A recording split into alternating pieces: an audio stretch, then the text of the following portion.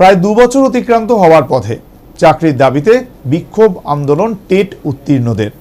পুলিশের চোখে ফাঁকি দিয়ে মুখ্যমন্ত্রীর বাড়ি ঘেরাওয়ে চাঞ্চল্য।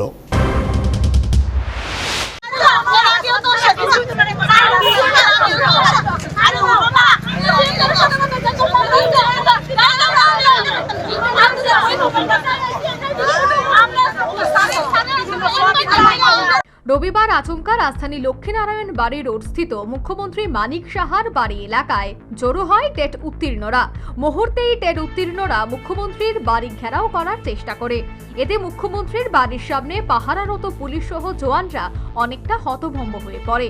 টেট উত্তীর্ণদের দাবি, তারা 2022 সালের ক্যান্ডিডেট। ইতিমধ্যেই 361 জন টেট পরীক্ষায় উত্তীর্ণ হয়েছে, কিন্তু এ পর্যন্ত সংশ্লিষ্ট দপ্তর নিয়োগ সংক্রান্ত বিষয়ে কোনো পদক্ষেপ গ্রহণ করেনি।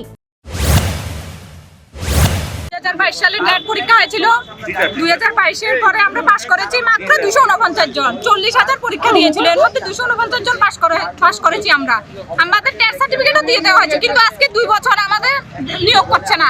মুখ্যমন্ত্রী স্যারের সাথে অনেকবার আমরা অ্যাপয়েন্টমেন্ট জমা দিয়েছি, কিন্তু উনি একটা মিনিট আমাদের সাথে দেখা করতে পারেন না। উনি ইউটিউবার, ব্লগার সবার সাথে দেখা করেন। আমরা কি এতই অপরাধ করেছি পাস করে? আমরা পড়াশোনা করেছি, এই দিদিটা ওভারেজ হয়ে যাচ্ছে, অনেক দাদারা আছে ওভারেজ হয়ে যাচ্ছে, তাহলে তাদের ভবিষ্যৎ কি? আমরা বাড়িতে বাচ্চা রেখে রেখে বারবার আসতে হয়। কেন আমরা আন্দোলন ছাড়া কি চাকরি পাবো না আমরা? স্যার আমাদের সাথে একটা মিনিট আজকে কথা বলতেই হবে। মুখ্যমন্ত্রীর বাড়ি ঘেরাওয়ের খবর পেয়ে হন্তদন্ত হয়ে ছুটে আসে পূর্ব থানার ওসির নেতৃত্বে বিশাল পুলিশ বাহিনী এবং ড্যামেজ কন্ট্রোলে নামে।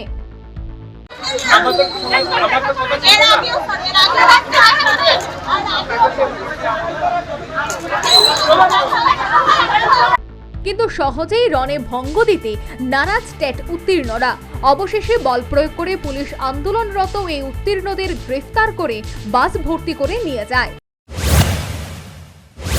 আমাদেরকে শুধুমাত্র এদিক থেকে ওদিক সবকিছু খালি আমাদেরকে বোঝানো হচ্ছে যে এটা সম্ভব না, ওটা সম্ভব না, কিন্তু এখন পর্যন্ত কোনো ধরনের আইনি জটিলতা নেই। যা ছিল সুপ্রিম কোর্টের রায় সব ঠিকঠাক হয়ে গেছে। এখন সরকার চাইলে আমাদের নিয়োগ করতে পারেন, মুখ্যমন্ত্রী চাইলে আমাদের নিয়োগ করতে পারেন ত্রিপুরার শিক্ষা ব্যবস্থার উন্নয়নের স্বার্থে, কিন্তু আমাদেরকে এখনো নিয়োগ করা হচ্ছে না। কেন নিয়োগ করা হচ্ছে না এ নিয়ে আমরা কিছু বলতে পারছি না। এটা একমাত্র আমাদের মাননীয় মুখ্যমন্ত্রী স্যারই বলতে পারবেন। মুখ্যমন্ত্রীর সাথে কি দেখা করেছেন? আমরা অ্যাপয়েন্টমেন্ট দিয়েছি 12 থেকে 15 বার। স্যার আমাদের সাথে দেখাও করছেন না, আমাদের সম্পর্কে কিছু বলছেনও না। কষ্টে তো তখন লাগে যখন স্যার দেখি।